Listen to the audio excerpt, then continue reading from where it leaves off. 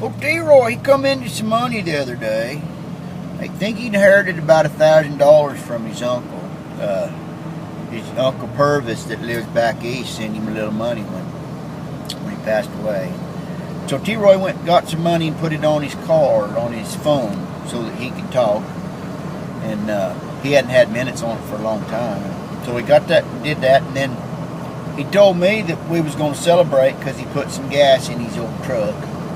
And he come by and got me, and there was a new restaurant in town.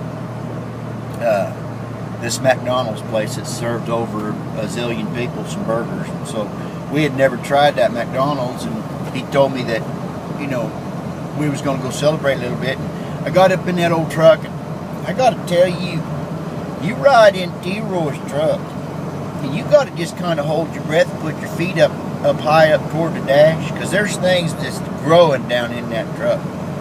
I don't think he's cleaned it since he bought it, and them folks that he got it from, I don't think they'd cleaned it since they bought it. I mean, there's things. He has spilt food down in that truck and left it, and I've seen things crawling. There was a banana slug in there that I think had babies. Because there was little banana slugs crawling around in there. The smell was something else. But so he got me up in that old truck, and we went down and got him that McDonald's hamburger, and they smelled good up in that, and that's some crunchy French fries and stuff.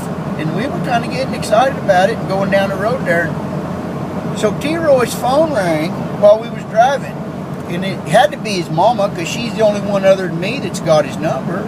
And so he answered his phone, and he was hanging on to that McDonald's sandwich, trying to talk on the phone, drive that truck. Sure enough, an old gal pulled out a little bit too far into the road, and he was going to have to swerve. So he dropped that hamburger and the phone down in the floorboards, and he got whipped around her. He's a pretty good driver. He should have been paying more attention, but he got whipped around there and got out of the way. So he's upset, and I'll tell you what he did, and I've never heard him do it. And I hope to never hear him do it again.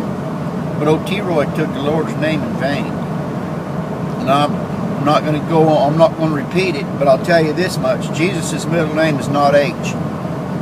Okay? And he said it, he said it bad. He said it bad, and he got awful upset going down there, and I kind of noticed over, and old T-Roy had a tear. And he turned to me and he said, "Ben, you believe the Lord will forgive me for taking his name in vain?" And he kind of sniffed, and as he did, he had reached around in there and wallered down in that slug-infested mess in his truck, and he'd gathered up that all-beef patties and special sauce and lettuce and pickles and cheese and onions and stuff up out of there, and he had put it back on that bun, and he had that hamburger just kind of fit and get a hold of it, put it back together.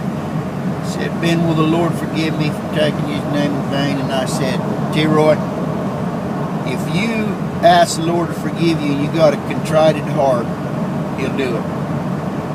But I'll tell you one thing the Lord will not forgive you for, T-Roy, and that's if you eat that hamburger."